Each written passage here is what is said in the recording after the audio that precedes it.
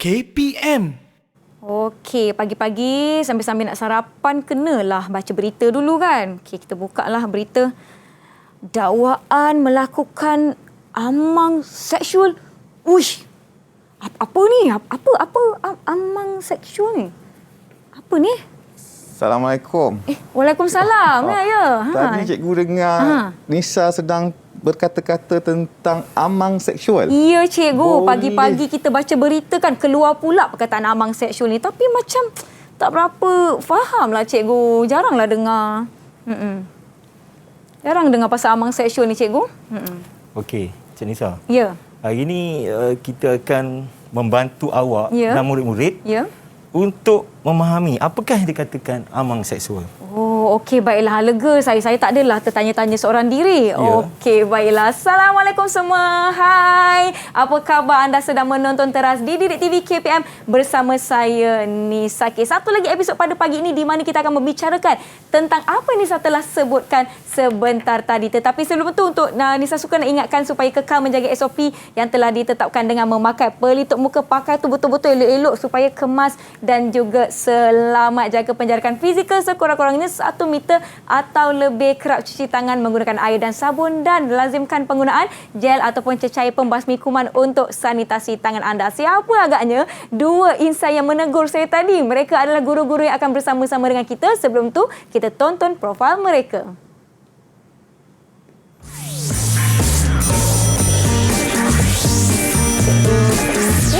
Cikgu tak boleh.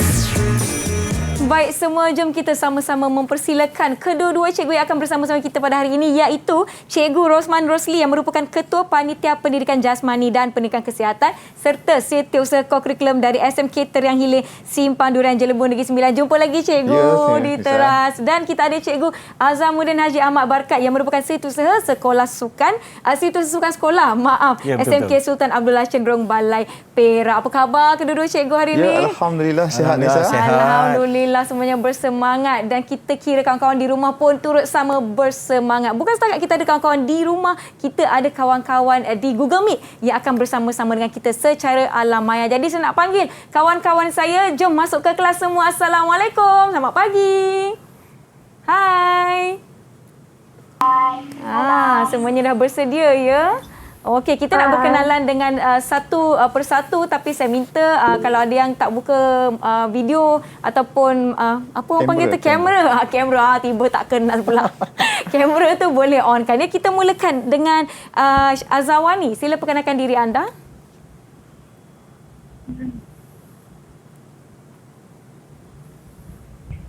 Assalamualaikum dan salam sejahtera. Nama saya Nurul Azawani binti Muhammad Yusof. Saya dari SMK Sultan Abdullah Perak. Baik, terima kasih. Seterusnya kita ada Anissa. Silakan. Assalamualaikum dan salam sejahtera. Saya dari SMK Sultan Abdullah Perak. Baik, terima kasih. Seterusnya silakan Liana. Assalamualaikum, salam sejahtera. Nama saya Lina Betari Hussein dari Sekolah Menengah Kebangsaan Teriang Hilir. Baik, terima kasih. Seterusnya kita persilakan Syamimi. Silakan Syamimi. Salam sejahtera. Saya Nur Syamimi Akilah binti Hamisun dari SMK Teriang Hilir. Baik, terima kasih. Seterusnya kita ada kawan yang bernama Anggriana. Silakan. Assalamualaikum dan selamat sejahtera. Saya Anggriana Dian Alidi binti Wan Susanto dari kelas 5A Sekolah Menengah Kebangsaan Teriang Hilir. Baik, terima kasih. Kita ada seorang lagi rakan yang akan bersama-sama kita, tetapi mungkin dia tak masuk kelas lagi. Tak mengapa. Mungkin masih nak menghabiskan sarapan dan sebagainya. Baiklah, kita tadi sebelum kita pergi kepada topik kita pada hari ini, saya ada video khas cikgu. Video khas untuk kita kongsikan dengan semua yang menonton teras di Didik TV KPM. Jom sama-sama kita saksikan.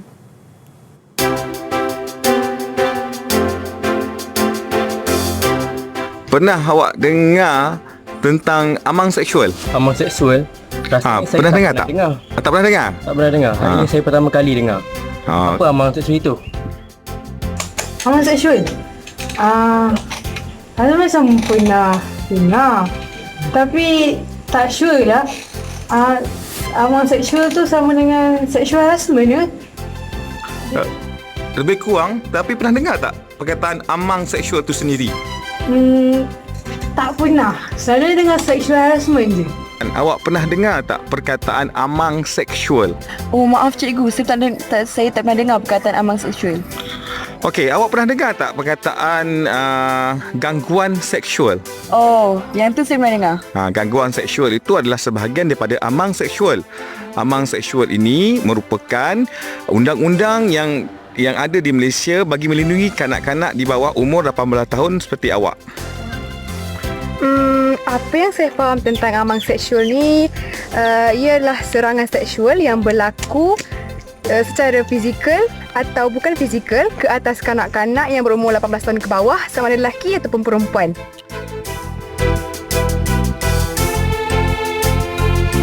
Ya, itu dia pendapat rakan-rakan kita berkaitan dengan topik kita pada pagi ini, iaitu amang seksual. Sebelum kita mulakan sesi pembelajaran kita, cikgu saya nak jemput Cikgu Rosman dulu untuk kita sanitasi tangan kita. Okey.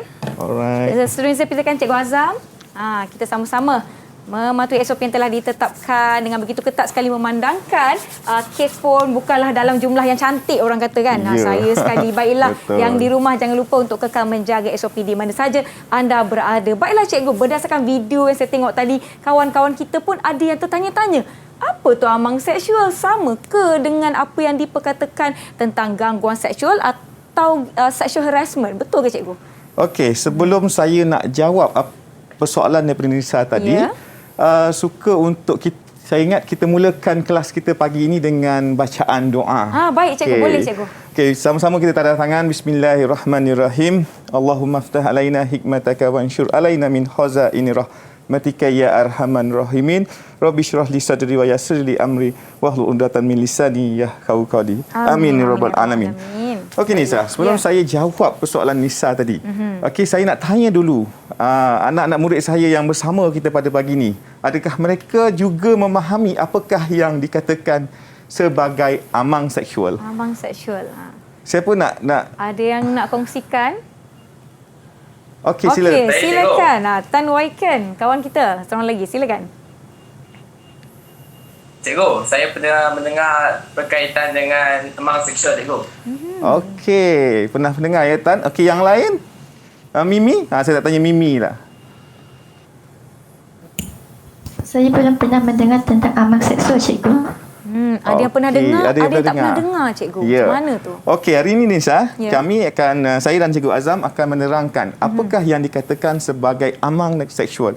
Dan juga kita akan mempelajari bagaimana mengatakan tidak kepada amang seksual dan tingkah laku yang berkaitan amang seksual, dan saya juga akan bercerita sikit mengenai undang-undang yang berkaitan dengan amang seksual di bawah Akta 792.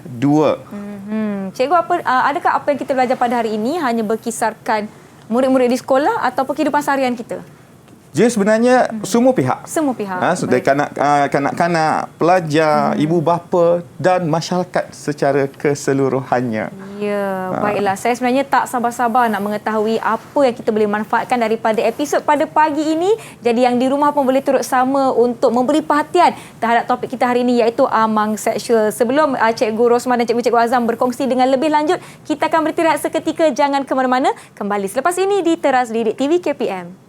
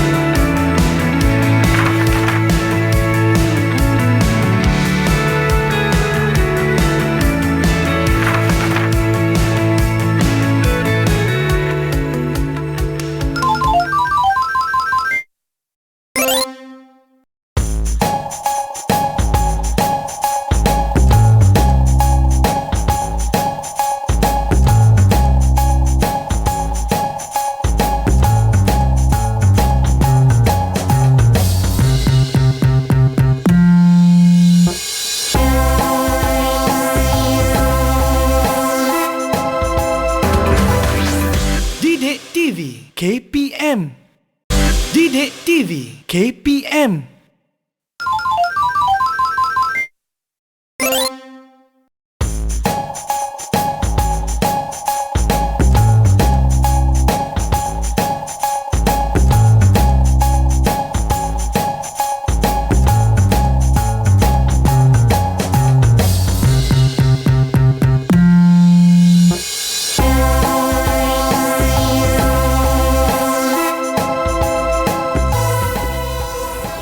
Hello dear teachers, my name is Dachinwal and I am from STGT Nadisipillai. On this Red Letter Day, I would like to thank all the teachers for being an important part of my life. Words cannot describe my gratitude to you. Thank you teachers, stay awesome and happy Teachers Day. Seorang pengawal keselamatan dijatuhi hukuman penjara 8 tahun dan 4 sebatan di Mahkamah Session Kuala Terengganu kerana melakukan amang seksual terhadap cucu tirinya. Hakim Nuriyah Uthman membuat keputusan itu selepas tertuduh mengaku bersalah terhadap pertuduhan mengikut Seksyen 377CA Kanun Keseksaan dan Seksyen 14-A Akta Kesalahan-Kesalahan Seksual terhadap Kanak-kanak 2017. Mengikut pertuduhan, tertuduh berusia 59 tahun itu didakwa melakukan amang seksual terhadap mangsa berusia 8 tahun di Pondok Rehat, sebuah taman permainan di Dungun jam 4 petang pada pertengahan Oktober lalu. Tertuduh turut didakwa melakukan amang seksual terhadap mangsa di sebuah rumah di Dungun jam 4 petang 4 November lalu. Mahkamah kemudian menjatuhkan hukuman penjara 5 tahun dan 2 sebatan bagi pertuduhan mengikut Seksyen 377CA Kanun Keseksaan, manakala hukuman penjara 3 tahun dan 2 sebatan bagi pertuduhan kedua. Hukuman berjalan secara berasingan bermula tarikh tertuduh ditahan 7 November lalu. Tertuduh turut diarah berada dalam pengawasan polis selama 2 tahun mengikut Seksyen 27 Akta Kesalahan-Kesalahan Seksual terhadap Kanak-kanak 2017 sebaik selesai menjalani hukuman penjara. Pendakwaan dikenalikan Timbalan Pendakwa Raya Zul Fazliah Mahmud, manakala tertuduh tidak diwakili peguam. Kembali menonton teras di Didik TV KPM, masih bersama saya Nisa dan kita ada Cikgu Rosman dari SMK Triang Hilir dan Cikgu Azam dari SMK Sultan Abdullah Cenderung Balai Perak dan juga kawan-kawan saya dari kedua-dua sekolah. Sebentar tadi kita sekembalinya dari iklan kan Cikgu, kita ada lihat satu video berita berkenaan dengan amang seksual. Jadi jom Cikgu, kita mulakan pelajaran kita. Silakan Cikgu. Okey, sebelum kita mengupas topik ini dengan dalam murid-murid dan audien yang melihat sekarang. Okey, objektif pembelajaran pada hari ini ingin saya tegaskan bahawa apabila selesai PDPC ini ataupun PDBR ini live ini, kita akan berjaya menyatakan maksud amang seksual. Yang kedua, mengenal pasti tingkah laku amang seksual. Yang ketiga, mengaplikasi kemahiran berkata tidak kepada amang seksual. Yang keempat, menganalisis kesan kepada mangsa dan pemangsa sekiranya kes amang seksual tidak ditangani. Topik amang seksual yang diajar dalam PIRS, Kurikulum Pendidikan Kesihatan, adalah untuk mendidik murid-murid agar tidak menjadi mangsa dan juga pemangsa. Tuan-tuan dan puan dan juga murid-murid sekalian. Okey Nisa, tadi kita dah dengar apa yang telah diperkatakan oleh Cikgu Azam tentang di akhir pembelajaran nanti ada 4 perkara yang kita nak capai. Baik. Okey, kita masuk kepada persoalan yang telah Nisa tanya kepada kami tadi mengenai apa dia amang seksual dan juga murid-murid yang berada di talian kan dan di rumah. Apa yang dikatakan sebagai amang seksual? Okey. Amang seksual bermaksud serangan seksual yang berlaku secara fizikal atau bukan fizikal.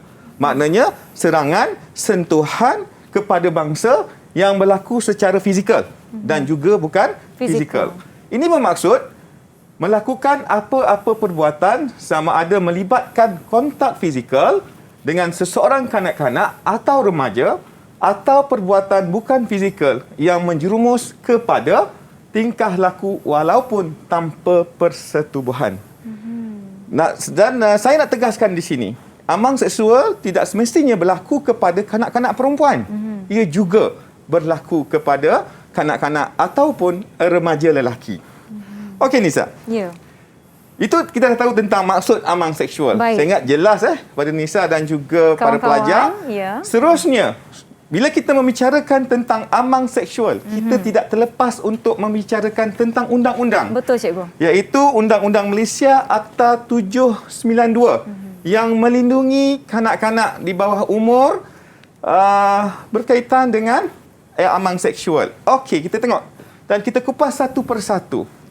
Okey, kita lihat kepada interpretasi undang-undang.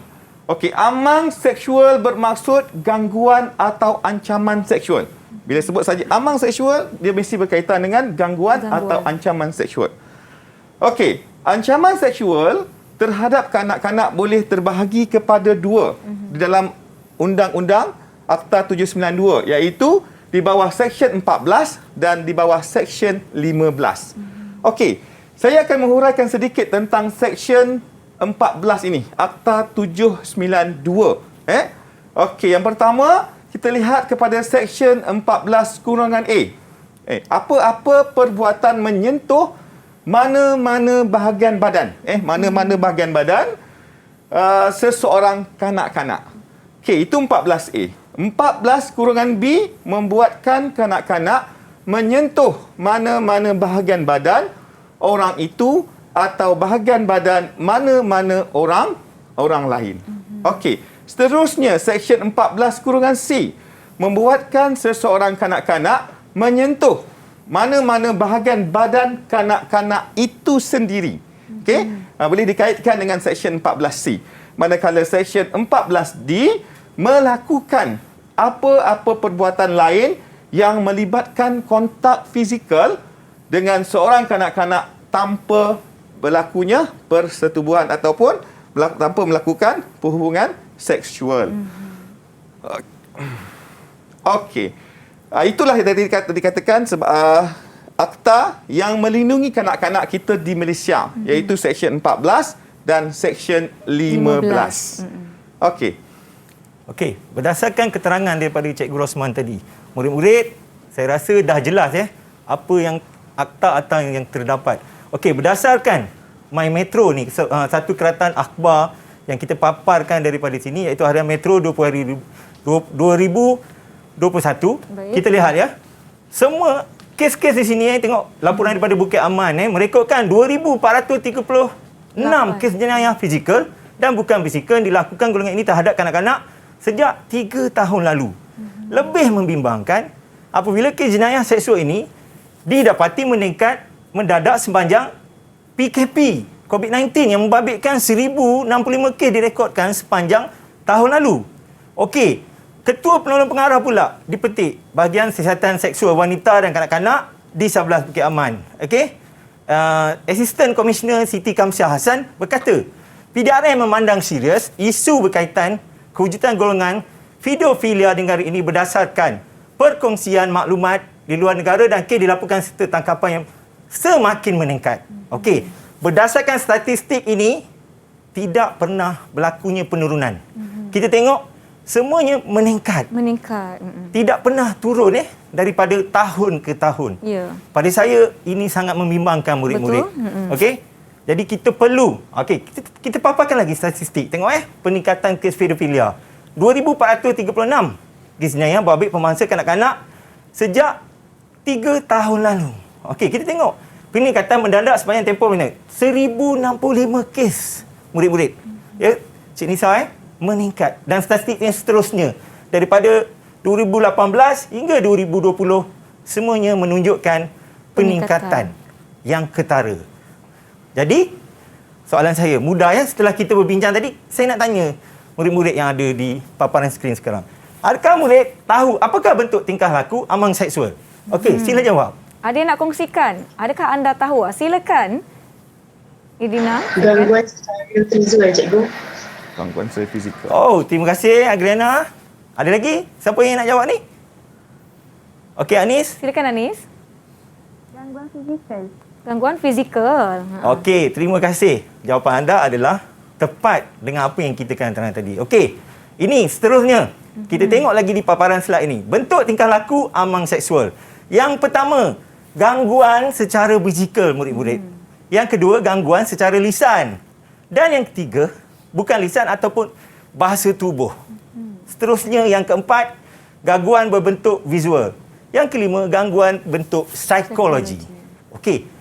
Kita tengok gangguan secara fizikal. Okey, ini contoh yang ada. Kita paparkan dekat sini. Ada 4 contoh. Pertama, menyentuh bahagian lain tubuh mangsa. Okey, kita tengok gambar tu, banyak tangan kan? Ada body yang di tengah tubuh warna merah. Okey, seterusnya, sentuhan yang tidak diingini. Datang dari belakang, tengah kita buat kerja.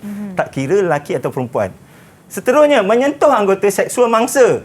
Ini dah berat. Lagi berat. Okey? Dan yang keempat, memeluk mangsa secara paksa. Okey?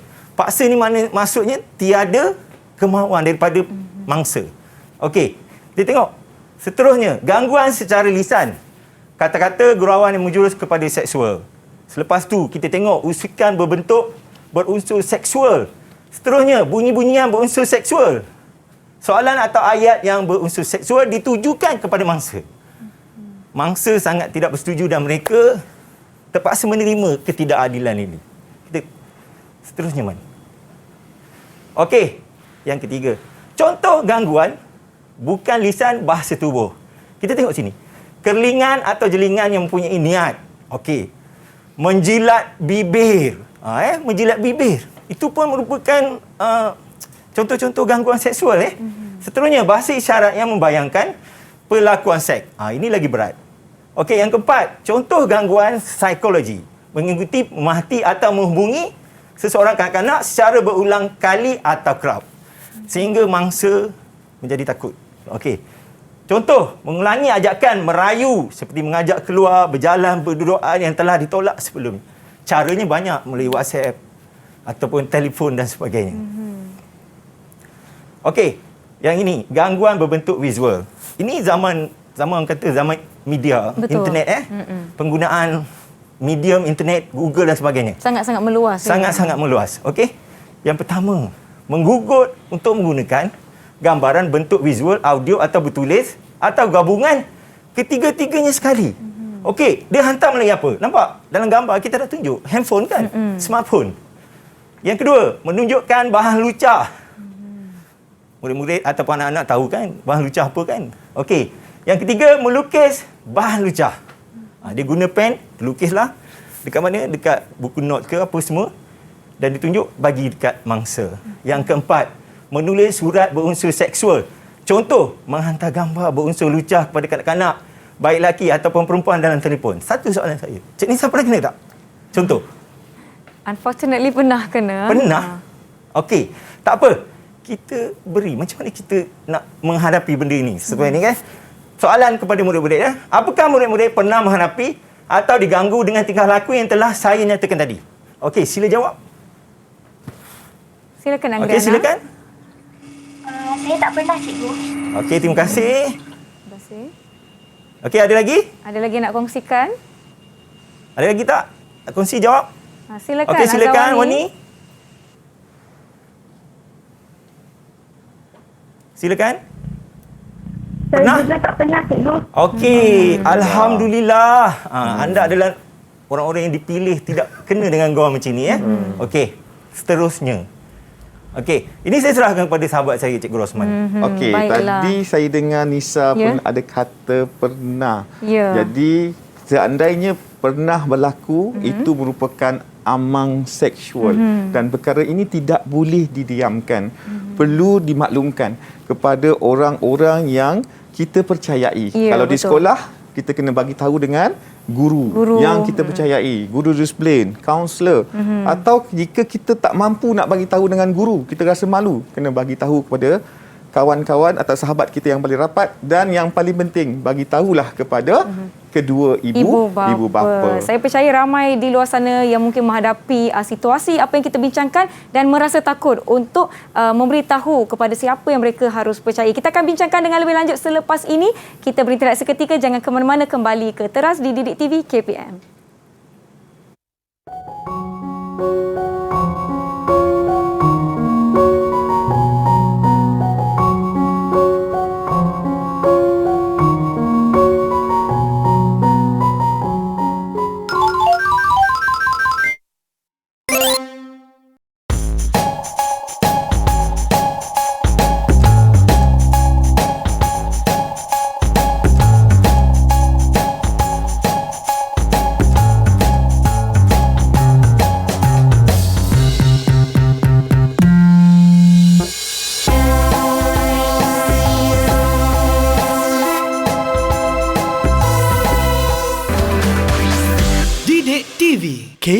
KPM.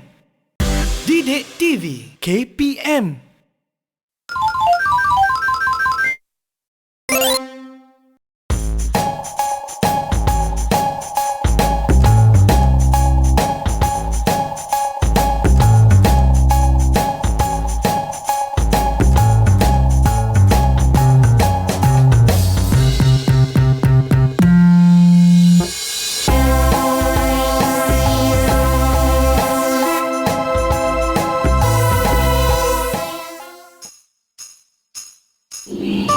Selamat sejahtera semua. Nama saya ialah Dewa Ganesh. Thank you for the care and love, teacher. You are the best teacher. Happy Teachers Day. Selamat Hari Guru. Guru saya, kawan saya. Terima kasih, Cikgu. Terima kasih kepada semua yang setia menonton teras di Didik TV KPM. Sebentar tadi merupakan video ucapan Selamat Hari Guru #Terima kasih Cikgu dari adik Deva Ganesh dari SJKT Keroh Perak. Terima kasih adik, dan kita akan teruskan dengan pembelajaran kita di mana kita sedang membincangkan topik kita pada hari ini iaitu amang seksual dengan Cikgu Rosman dan juga Cikgu Azam. Sebelum tu kan Cikgu, saya nak tanya kawan-kawan saya ni, masih okey semuanya? Kalau masih okey, bagi Nisa double thumbs up. Semuanya masih bersedia. Jadi jom Cikgu kita teruskan. Silakan Cikgu. Okey. Kita dah menyentuh tentang tema, topik dan apa dan jenis-jenis amang ataupun gangguan seksual. Okey. Kita tengok di tangan Cikgu ni ada gambar ni. Tengok aktiviti satu untuk awak semua jawab murid-murid. Okey. Ini siapa nak jawab ni? Ni gangguan apa amang seksual jenis apa? Tan dah angkat tangan Cikgu. Silakan Tan. Cikgu, itu gangguan visual, Cikgu. Visual. Okey, betul. Tahniah Tan. Betul lah. Okey, yang ini. Gambar yang kedua. Kita tengok ada lelaki pegang badan seorang perempuan dekat depan tu kan? Okey, siapa nak jawab? Ini gangguan bentuk apa? Silakan. Anis. Anis? Amang fizikal. Gangguan fizikal. Amang fizikal. Betul. Tepat sekali. Okey. Begitu, ini saja aktiviti yang kita ada ini, tapi lepas ni kita akan sambung lagi. Kita back balik kepada Cikgu Rosman ya. Silakan Cikgu Rosman. Silakan Cikgu Rosman. Okey, tadi kita dah dengar Cikgu Azam telah bercerita ataupun menerangkan sepanjang lebar berkenaan dengan 5 tingkah laku yang berkaitan dengan amang seksual. Kelima-lima itu merupakan tingkah laku yang boleh disabitkan dengan amang seksual. Okey. Kemudian seterusnya kita beralih kepada bagaimana murid-murid boleh mengaplikasikan berkata tidak kepada amang seksual seandainya perkara ini berlaku. Okey, kita lihat bagaimana kita nak aplikasikan. Kita lihat sama-sama. Okey, yang pertama, menolak perlawaan untuk berdua-duaan. Kalau ada perlawaan daripada rakan sebaya ataupun orang yang lebih dewasa untuk berdua-duaan, okey, kita mampu untuk mengatakan tidak kepada perlawaan berdua-duaan. Okey, yang kedua, menjerit sekuat hati apabila diri berada dalam bahaya. Jerit sekuat hati. Jangan rasa malu. Okey? Agaknya Cikgu Rosman macam mana kita nak jerit tu? Kita minta Nisa lah. Nisa boleh tak? Kan contoh. Mungkin Nisa boleh bagi nak contoh. Nak kena jerit ke? Bagi Nisa tak keluar lagi. Kalau orang ganggu saya akan jerit. Tak nak. Macam tu. Boleh Cikgu? Okay, boleh. Cukup kuat tak? Okey, tu mungkin kurang kuat sikit. Mungkin tuan tak dengar. Okey, jadi kena jerit sekuat hati. Jangan rasa malu sebab kita kena jaga diri kita sendiri. Okey, yang ketiga, sentiasa berwaspada dan bertindak dengan bijak terhadap orang lain walaupun ada pertalian kekeluargaan. Okey, kita kena ada sentiasa perasaan berwaspada dan bertindak sebijak-bijaknya. Terutamanya jika ada pertalian kekeluargaan. Yang keempat, jangan mengikuti individu yang baru anda kenali. Kadang-kadang kita baru kenal seminggu je pun dalam media sosial. Betul. Jika anda ingin mengikuti individu yang telah lama anda kenali. Tadi kalau individu yang kita tak kenali.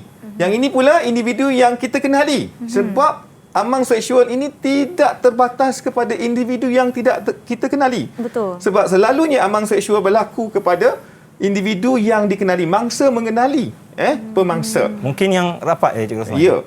Okey, seterusnya, jika anda ingin mengikuti individu yang telah lama anda kenali, maklumkan kepada ibu bapa terlebih dahulu dan perlu berhati-hati. Okey, contoh saya dengan Cikgu Azam. Ya. Okey, sebab saya dah beritahu amang seksual ni tidak mestinya berlaku kepada perempuan sahaja. Ya. Dia boleh berlaku pada lelaki. Okey, contoh saya ajak Cikgu Azam untuk keluar. Atau Cikgu Azam tak kenal saya.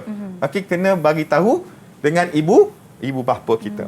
Okey, yang kelima, sentiasa berada di tempat yang terbuka serta dapat dilihat oleh orang lain. Ini kena ingat anak murid saya, okey, semua dan yang di luar sana, okey, sentiasa berada di tempat yang terbuka serta dapat dilihat oleh orang lain supaya mengurangkan chances ataupun peluang risiko pelaku amang seksual ini untuk mengambil kesempatan. Yang keenam, jauhkan diri jika mengesyaki sesuatu yang tidak baik akan berlaku. Kalau ada rasa was-was terdetik dalam hati, cepat-cepat ambil tindakan untuk menjauhkan diri. Okey, dan yang ketujuh, jika anda diajak untuk ke sesuatu tempat sama ada yang anda tidak ketahui atau yang anda ketahui dan bersendirian, maka elakkan dan berkata tidak. Maklumkan kepada ibu bapa anda. Okey, jelas tak anak-anak murid saya semua? Kawan-kawan semua okey ya? Jelas? Jelas. Fokus Engriana, masing-masing jelas? cikgu. Jelas 7 perkara ini sebenarnya banyak lagi. Ini Ya. antara bagaimana kita nak mengaplikasikan katakan tidak. Kita kena berani untuk mengatakan tidak. Betul tu cikgu. Contohlah, saya ajak Nisa. Jom Nisa kita jalan berdua-dua. Maaf cikgu, tak nak. Macam tu. Yes, Kena tegas Nisa cikgu kena ya? tegas. Tidak, maaf cikgu. Cikgu saya tak kenal pun. Faham. Jadi apa yang kita pelajari setakat ini mungkin boleh diaplikasikan dalam kehidupan seharian kita, dalam kalangan murid-murid untuk kita sama-sama menjaga diri kita. Dan saya percaya cikgu, kita pun kena peka dengan kawan-kawan kita. Mana tahu ada yang tak nak bercerita, kita tengok mereka ni macam ada masalah. Jadi kita bantu. Betul tak cikgu? Betul. Ya, Itu baiklah. Nisa, saya nak sebut sikit ya, berkaitan dengan yang nombor 3 ni tadi. Baik, cikgu. Sentiasa berwaspada dalam tindak dengan bijak terhadap orang lain walaupun ada pertalian kekeluargaan. Contoh, dalam Islam sendiri pun, kalau kita nak masuk bilik kedua ibu bapa kita, apa yang perlu kita buat? Kita ketuk dulu dan betul. kita mohon kebenaran untuk masuk ke dalam bilik ibu bapa.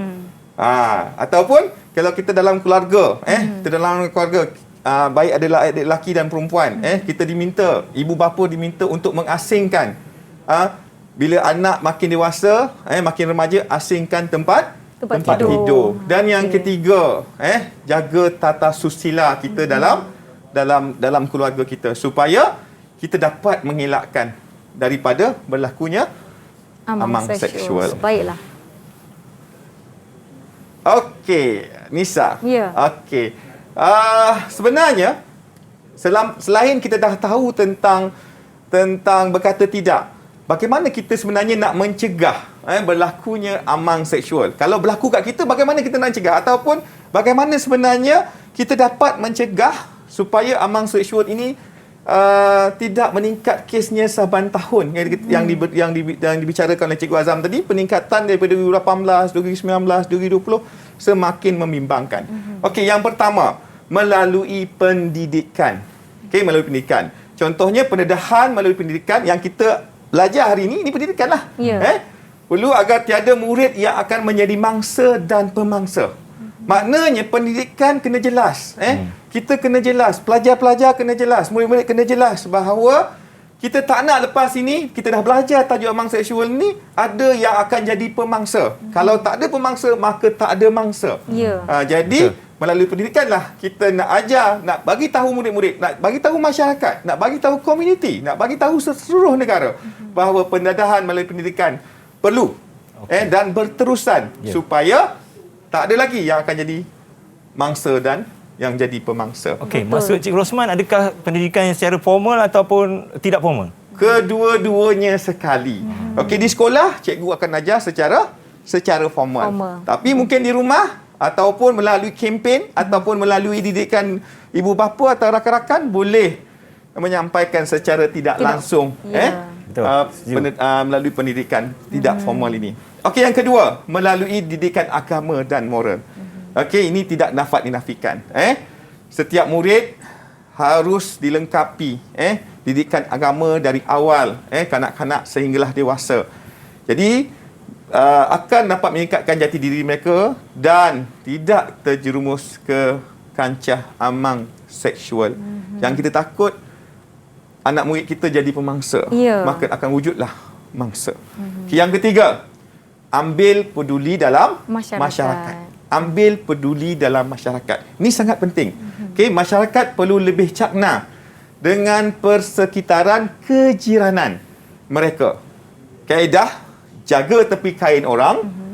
Pada hari ini untuk kes-kes keselamatan amat penting bagi mencegah sesuatu itu daripada berlaku. Jangan amalkan engkau, aku. Jangan amalkan engkau, aku. Jadi kita dalam komiti masyarakat setempat, dalam persekitaran kejiranan perlu untuk ambil berat dan perkataan jaga tepi kain orang untuk keselamatan bukan anak kita sahaja. Untuk anak jiran-jiran kita adalah sangat penting, Nisa. Betul tu cikgu, itu apa yang saya katakan tadi. Kita sendiri kena peka dengan apa yang berlaku di sekeliling hidup kita, sekeliling tempat kerja ataupun kejiranan kita. Kita lihat sekiranya ada perkara kita boleh bantu dan kita menjalankan tanggungjawab sebagai seorang masyarakat untuk memastikan anak-anak membesar dalam keadaan yang lebih selamat. Kita akan sambung perbincangan kita yang sungguh-sungguh menarik pada hari ini. Selepas ini kita berhenti rehat seketika. Jangan ke mana-mana, kembali selepas ini di Teras Didik TV KPM.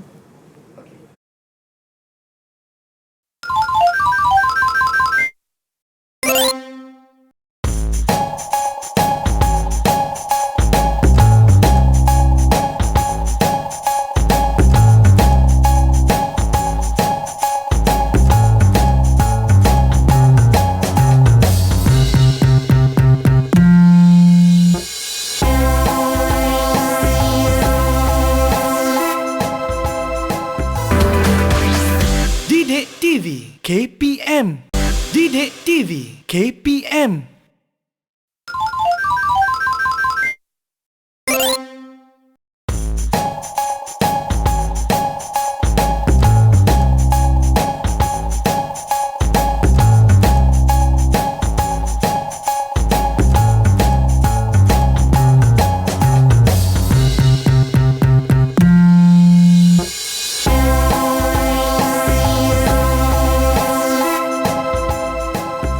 Masih lagi menonton Teras di Didik TV KPM bersama saya Nisa, Cikgu Rosman dan juga Cikgu Azam. Tadi kita dah berbincang mengenai dengan apa maksud amang seksual, apa itu bentuk-bentuk amang seksual dan bagaimana kita boleh mengelakkan. Saya pastikan Cikgu, apabila berlaku amang seksual pastinya meninggalkan kesan pada mangsa. Ya, betul.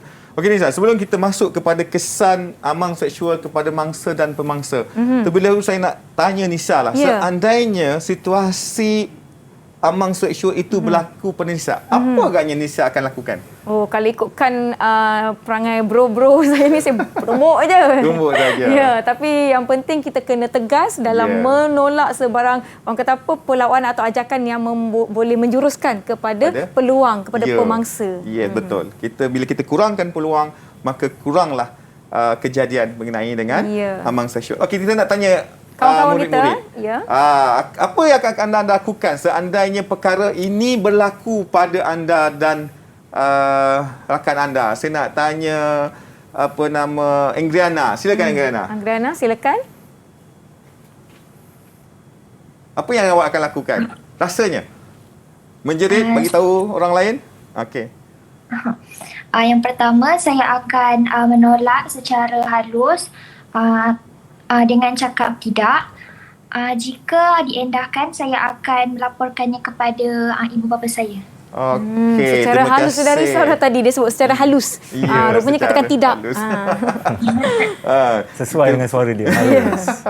Kadang-kadang kita jangan secara halus, mesti tegas. Seperti yang Cik Nisa maklumkan tadi, tegas supaya kita tidak menjadi mangsa kepada pemangsa. Okey, kita nak kepada kesan amang seksual kepada mangsa. Okey, apa kesan dia? Yang ini sangat penting kita nak tahu kesan jika berlaku, apa yang berlaku. Okey, yang pertama adalah kesan fizikal. Okey, iaitu yang pertama serangan panik. Serangan panik. Yang kedua, gangguan tidur. Bila dah berlaku, tak boleh nak lelak mata, tak lena, gangguan tidur, mengigau dan sebagainya. Mimpi ngeri, mimpi didatangi dan sebagainya. Seterusnya, berat badan tidak menentu. Sebab susah hati. Susah hati. Hilang selera makan. Hilang selera makan. Kemudian, kerap sakit kepala. Sebab terlalu memikirkan.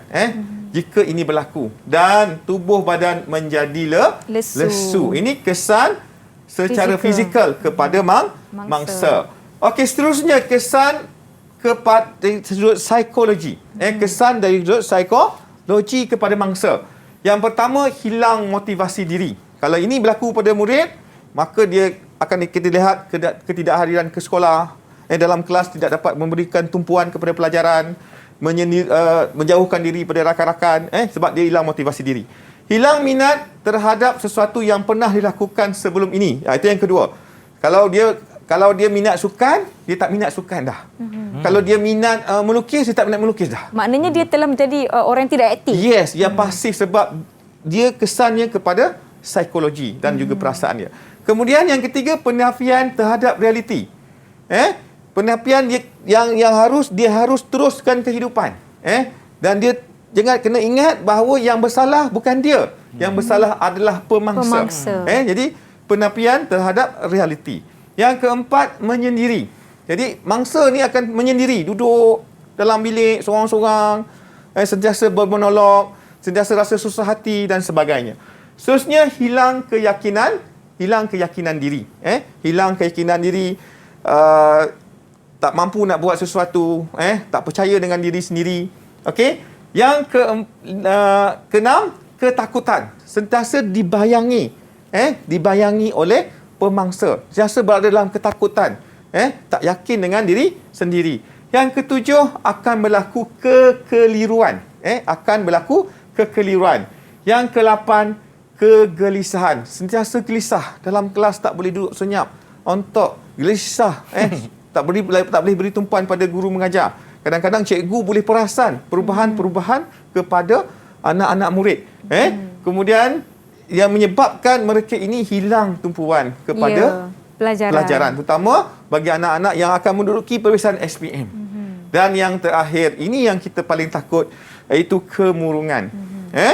Kemurungan yang menyebabkan murid tadi duduk bersendirian, menung, kemudian tidak yakin dengan diri sendiri, tak boleh datang sekolah, tak percaya dengan orang lain, tak percaya dengan masyarakat sekitarnya, dan akhirnya boleh menyebabkan sesuatu yang buruk akan berlaku. Cikgu, saya tertanya-tanya sebenarnya, adakah situasi amang seksual ni akan berlaku macam dewasa kepada kanak-kanak atau sesama dewasa atau kanak-kanak dengan kanak-kanak juga?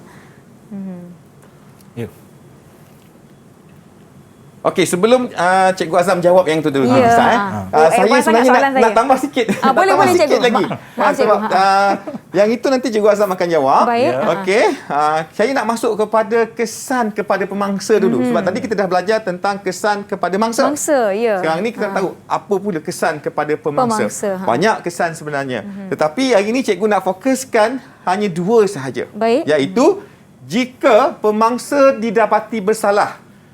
Di bawah Seksyen 14, penjara tidak melebihi 20 tahun. Saya cikgu ulang balik. Penjara tidak melebihi 20 tahun dan hukuman sebatan minimum 6 kali sebatan. Sebatannya tak sama macam kena rotan, tak siap kerja sekolah. Ini sebatan bagi pemangsa yang dikenakan, iaitu sekurang-kurangnya 6 kali sebatan. Dan yang kedua, jika pemangsa disabitkan dengan kesalahan di bawah Seksyen 15, penjara tidak melebihi 10 tahun dan denda tidak melebihi RM20,000 atau kedua-dua sekali. Jadi, kesan ini sangat besar. Maka elakkan diri kita menjadi pemangsa. Okey, persoalan Nisa tadi sangat baik. Saya sangat setuju dengan persoalan tersebut. Tapi saya nak bagi Cikgu Azam yang akan menguraikan persoalan Nisa tadi. Baik. Okey, silakan. Silakan Cikgu. Tak apa. Tak apa, okey. Tak apa, Cikgu Rosman pegang dulu. Okey.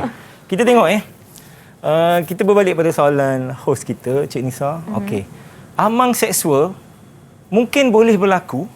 Ada di skrin ni, kita apa kat skrin, ada yang pertama ialah antara kawan. Antara kawan. Tanpa kita sedar, itu adalah amang seksual. Okey, selepas tu antara ahli keluarga. Antara ahli keluarga yang rapat. Tak perlulah cikgu nak sebutkan di antara siapa. Tapi yang paling rapat dalam family yang kecil itu pun boleh berlaku. Dan seterusnya, antara ahli dalam komuniti, dalam kampung awak, dalam daerah awak, dalam masyarakat awak. Lepas tu, yang terakhir ialah amang seksual tidak mengenal masa. Tidak mengenal masa. Sesiapa pun boleh kena. Tapi kita tak sedar sebenarnya.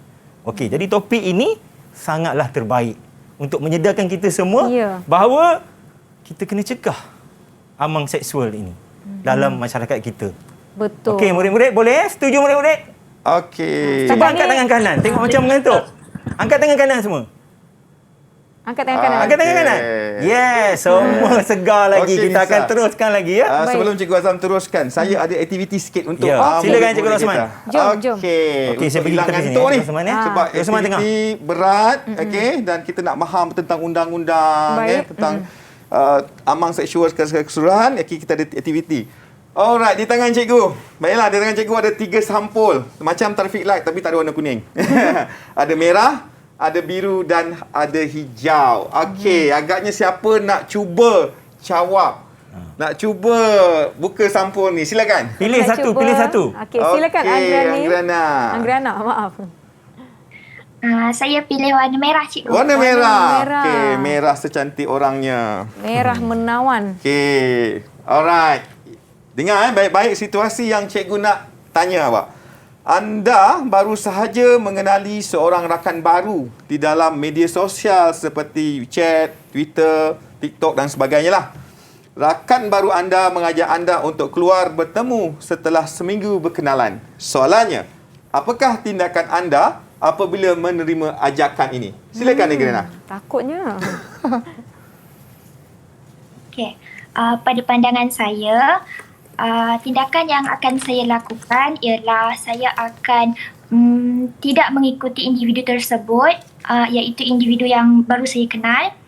Dan jika saya ingin mengikuti individu yang telah lama saya kenali, saya akan memaklumkan kepada ibu bapa saya terlebih dahulu dan lebih berhati-hati. Wah, bagus. Maknanya Anggrana faham dengan apa yang perlu dilakukan sekiranya situasi ini berlaku. Kita ada lagi 2 sampul, cikgu. Ya, kita nak tanya. Minta seorang lagi. Siapa yang nak cuba? Siapa cuba? Hadiah menarik ni. Mungkin Cikgu Azam Azawani, hadiah. silakan. 2 sampul je. Warna hijau atau biru? Sampul hijau atau biru? Saya pilih biru. Okey, biru kita simpan sampul hijau Alright. Kita lihat. Apa nak bacakan? Boleh juga. Boleh juga. Silakan. Okey, saya akan bacakan pernyataan di dalam sampul biru ini yang berbunyi, seorang pemangsa telah didapati bersalah kerana telah melakukan amang seksual kepada kanak-kanak berumur bawah 18 tahun. Pemangsa telah disabitkan dengan kesalahan di bawah Seksyen 14 Akta 792. Soalannya, apakah bentuk hukuman yang boleh dikenakan ke atas pemangsa? Hukuman ke atas pemangsa. Silakan. Ya. Penjara tidak melebihi 20 tahun dan hukuman sebatan minimum 6 sebatan. Okey, Betul, tepat cikgu. sekali, betul. Ya. Terima kasih Tahniah, Nisa Wani. kerana membacakan soalan. Tahniah kepada anak saya. Jelas anda telah memahami kesan kepada pemangsa dan juga pemangsa. Okey, teruskan Cikgu Azam seterusnya. Baiklah, jom cikgu kita teruskan. Okey. Kita sekarang ni dah pergi kepada bagaimana kita ingin mencegah. Mencegah. Memang perkataan mencegah ni adalah lebih baik daripada mengubat. So, kita kena cegah. Okey, di sini saya akan jelaskan. Jika berlaku pada anda, yang pertama sekali, jangan takut. Jangan sekali-sekali gementar dengan pemangsa. Okey, apa kita perlu buat? Ini adalah cadangan daripada cikgu berdua. Okey, sekiranya anda takut, keliru atau diugut oleh pelaku, jangan hanya mendiamkan diri dan membenarkan perkara tersebut berterusan. Okey, kita kena sekat, kita kena blok. Jangan bagi berlaku lagi. Betul. Sebaliknya, cuba untuk memberitahu orang yang rapat dengan anda seperti ahli keluarga atau sahabat karib untuk mendapatkan bantuan. Okey, cerita dengan orang yang awak boleh percaya. Ya. Okey, kalau dengan orang yang tidak percaya nanti akan jadi benda lain. Betul. Okey. Yang ketiga, amang seksual bukanlah satu perkara yang boleh diambil mudah oleh masyarakat kerana boleh berlaku pada sesiapa dan di mana sahaja. Okey. Selalu kita dengar kalau kita kena ganggu alah gatal. Bukan ya, ini berat sebenarnya. Bukannya hanya setakat kata alah gatal. Tak boleh. Okey, yang seterusnya, jangan biarkan amang seksual ini berlaku dalam persekitaran anda. Okey, kita kena block, kena tutup, kena lockdown betul-betul. Supaya benda ni tidak menjadi racun pada masyarakat kita. Betul, bukan setakat lockdown kepada diri sendiri, kita lockdown kepada masalah yang tengah membarah ni dalam komuniti dan juga masyarakat kita. Banyak lagi sebenarnya yang kita boleh bincangkan kalau kita sebutkan tentang topik amang seksual ni, kerana ini adalah perkara yang penting untuk kita sama-sama menjaga diri kita dan diri orang sekeliling kita. Kita sebenarnya cikgu dah tiba ke penghujung rancangan. Cemburu betul jam tu dengan kita. Ya cikgu. Mungkin cikgu Azam atau cikgu Rosman boleh berikan sedikit rumusan tentang topik kita pada hari ini. Silakan cikgu. Okey, Nisa, saya ada satu perkara yang saya nak sebut. Sebenarnya topik ini adalah untuk mesej kemanusiaan sejagat dalam aspek kesihatan reproduktif ataupun di sekolah kita panggil PIRS dan seksualiti yang merentasi fahaman dan juga agama. Sebab ini adalah mesej kemanusiaan. Betul. Okay. Cuba tahu? Okey, pesanan cikgu yang terakhir pendek je, 3 perkataan. Cegah sebelum parah. Cegah sebelum parah. Okey, dapat semua? Okey, murid-murid? Semua okey ya? Okay. Kawan-kawan kita double thumbs up kalau anda okey. Okey, double. Semua sekali. Ya. Diharapkan apa yang kita pelajari pada hari ini sungguh bermanfaat buat kita semua, bukan setakat murid-murid di sekolah, malah di luar sana yang sedang menonton teras di Didik TV KPM. Terima kasih banyak-banyak saya ucapkan kepada Cikgu Rosman kerana sudi bersama-sama dengan kami, Cikgu Azam dan juga kawan-kawan saya dari sekolah kedua-dua cikgu kita iaitu SMK Teriang Hilir Simpang Durian Jelebu Negeri 9 dan juga SMK Sultan Abdullah Cenderung Balai Perak. Terima kasih kepada semua menonton. Kita akan jumpa lagi. Jangan lupa teras bersiaran setiap hari jam 8 pagi hingga 10 pagi. Assalamualaikum.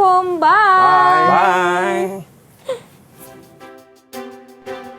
Amang seksual merupakan tajuk yang sangat baik yang perlu dipelajari oleh anak-anak murid, terutama murid-murid tingkatan 5. Pendedahan melalui PDPC mengenai amang seksual sangat bertepatan kerana memandangkan kes-kes yang berkaitan amang seksual semakin meningkat saban tahun akibat dari ketidakfahaman masyarakat mengenai amang seksual dan undang-undang yang berkaitan amang seksual.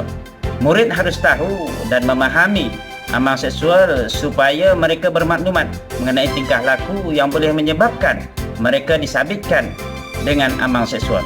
Ilmu berkaitan amang seksual ini akan menjadikan generasi muda kita, terutama murid-murid di bawah umur 18 tahun, agar mereka tidak menjadi mangsa dan tidak menjadi pemangsa. Ilmu berkaitan amal seksual bukan sahaja untuk anak-anak murid, tetapi juga untuk orang dewasa. Moga suatu hari nanti kes-kes amal seksual ini akan terus berkurangan dengan adanya penyampaian ilmu yang berkesan seawal di peringkat sekolah.